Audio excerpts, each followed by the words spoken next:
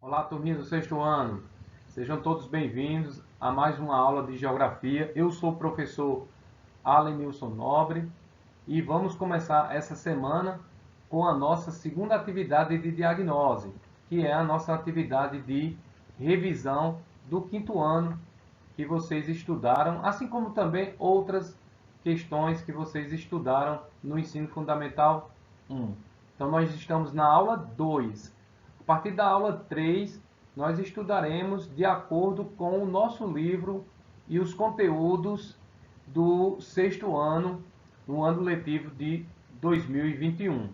Então, essa atividade que vocês estão em mãos, vocês possuem aí, ela vai estar de acordo com essa videoaula. Então, essa videoaula é um reforço para que vocês possam realizar a atividade de vocês. Vamos lá? Pessoal, na primeira questão, nós vamos trazer algumas referências de alguns conceitos cartográficos, muito importantes dentro da ciência geográfica, que é justamente o conceito de paralelos e meridianos, que são linhas imaginárias traçadas nos globos terrestres e também nos mapas. Os paralelos e meridianos, eles possuem algumas funções. Dentre elas, a principal é a definição das latitudes e longitudes. Os paralelos nós associamos as linhas paralelas à linha do Equador e a definição das latitudes. O paralelo principal à linha do Equador. Qualquer ponto distante dessa linha imaginária do paralelo do Equador, qualquer ponto determina a minha longitude. Então eu tenho como referência para a determinação da latitude, melhor dizendo, o paralelo da linha do Equador. Assim como também o meridiano de Greenwich, que é o meridiano principal, nós definimos as distâncias em graus de qualquer ponto até o meridiano de Greenwich, definimos assim a longitude. Então podemos fazer associação. Os paralelos definem as latitudes de qualquer ponto da superfície terrestre e os meridianos, as linhas imaginárias traçadas verticalmente nos mapas e globos terrestres, definimos as nossas longitudes. E o cruzamento de uma latitude, os paralelos, e a longitude, os meridianos, é que nós definimos as coordenadas geográficas. Atenção para esse mapa. Observe bem aqui, ó, nós temos o paralelo principal, a linha do Equador, definindo, né, a divisão de duas porções, que nós vamos chamar de hemisférios. Acima da linha do Equador, o hemisfério norte, e abaixo da linha do Equador, o hemisfério sul. Assim como também outro meridiano, né, outra linha imaginária importante, que é o meridiano de Greenwich, define a Terra em dois hemisférios, que é justamente o hemisfério oeste de Greenwich, e o hemisfério leste.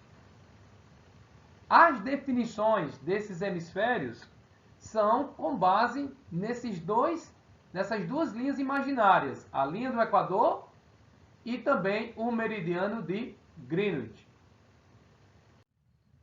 Outra função que esses paralelos e meridianos possuem são justamente na determinação das coordenadas geográficas, que é a posição de qualquer ponto da superfície terrestre em relação ao paralelo da linha do Equador,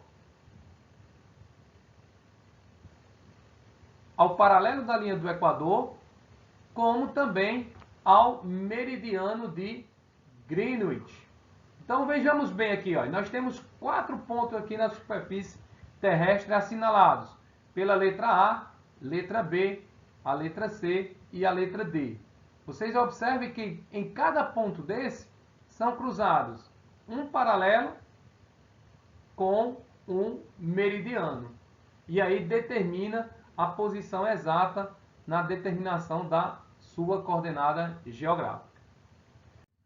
Além disso, pessoal, esses paralelos, essa linha imaginária, né, além da linha do Equador, nós temos outros paralelos que possuem nomes próprios, como os círculos polares, Círculo Polar Ártico e o Círculo Polar Antártico, e os trópicos, o Trópico de Câncer e o Trópico de Capricórnio, definem as zonas climáticas da Terra, pois o formato do nosso planeta permite que a insolação, os raios solares, atingem de maneira diferenciada ao longo da superfície terrestre.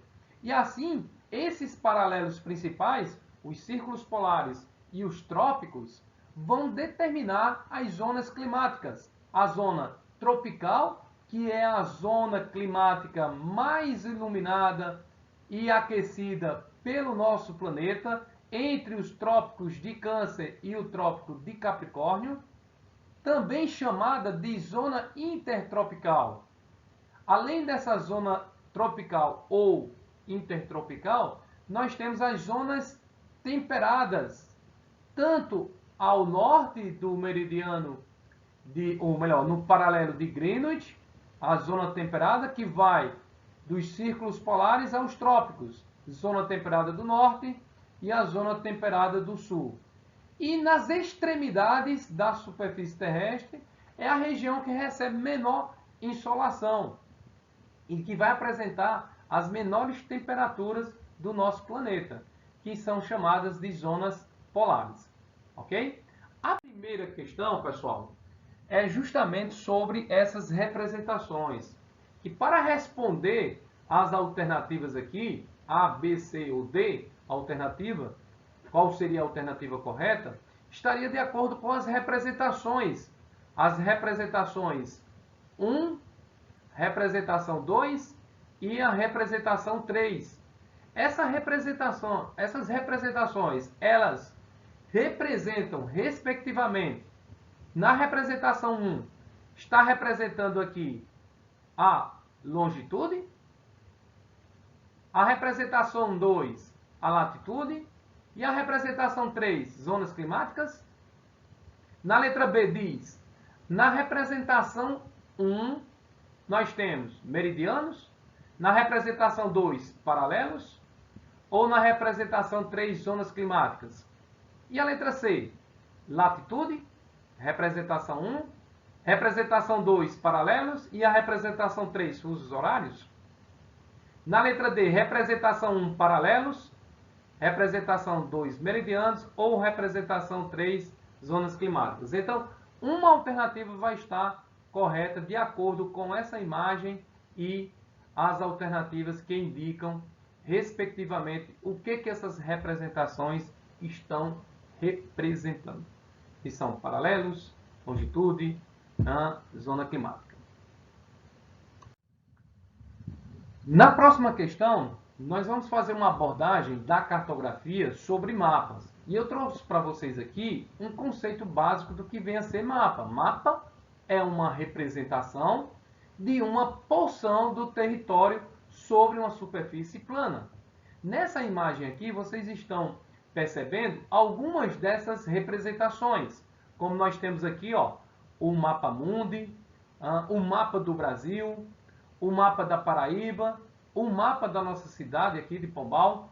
E diferentemente de um mapa, que é uma representação em uma superfície plana, o globo terrestre é a representação mais fiel, né? É a cópia mais fiel e exata do nosso planeta. Então é diferente, pois o globo ele representa de maneira tridimensional. Já o mapa representa o nosso planeta ou partes dele de maneira bidimensional. Além dessa definição, eu trago para vocês aqui alguns elementos importantes que nós vamos encontrar nos mapas, que é justamente esses elementos. O título, que é aquilo que evidencia o que está sendo representado. Nesse caso aqui nós temos densidade demográfica, não é? Poderia estar aqui densidade demográfica do Brasil, já que essa representação é do mapa brasileiro. Nós temos aqui também, ó, a escala, que representa a quantidade de vezes quanto essa representação ela foi diminuída, né, para que possamos estudá-la. Nós também possuímos aqui, ó, como elementos do mapa, a legenda, que são essas cores, os sinais gráficos que irá facilitar a leitura do mapa. Outro ponto importante é a orientação, que geralmente nós vamos encontrar com o sinal da letra N, indicando que acima nós vamos ter a direção do ponto cardeal norte, tá? E aí devemos lembrar, e eu mostrei até para vocês na atividade da semana passada, sobre os pontos cardeais. Então esses são alguns dos elementos principais contidos no mapa. A questão 2 está justamente direcionada a esses elementos. Na linguagem cartográfica, é essencial para a nossa ciência, a geografia. Neste âmbito, observe a representação cartográfica do território brasileiro. Então, eu tenho essa representação do mapa do território brasileiro. Identifique para qual elemento do mapa a seta em vermelho está apontando. Então, essa seta em vermelho aqui no mapa, ela está apontando para a legenda, para o título do mapa, para a escala ou para a orientação. Uma alternativa correta para essa questão, ok? A próxima questão, ela vai ser desenvolvida a partir de alguns conceitos da geografia física. E eu trouxe para vocês aqui, ó, o conceito de vegetação, que é um termo utilizado para se referir à cobertura vegetal de um espaço geográfico.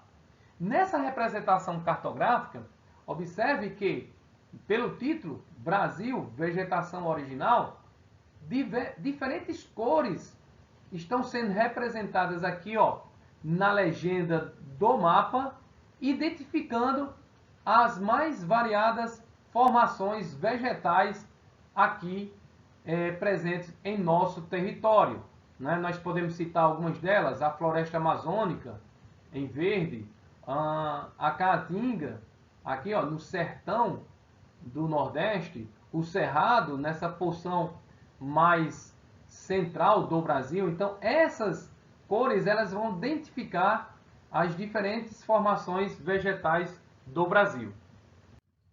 A questão 3 está justamente direcionada a essas formações vegetais, trazendo para vocês outro conceito. Observe, vegetação é caracterizada como o conjunto de plantas de uma determinada região, em razão da diversidade climática da Terra, com destaque para a variação de temperatura e também de umidade. Existem, assim, diferentes formações vegetais.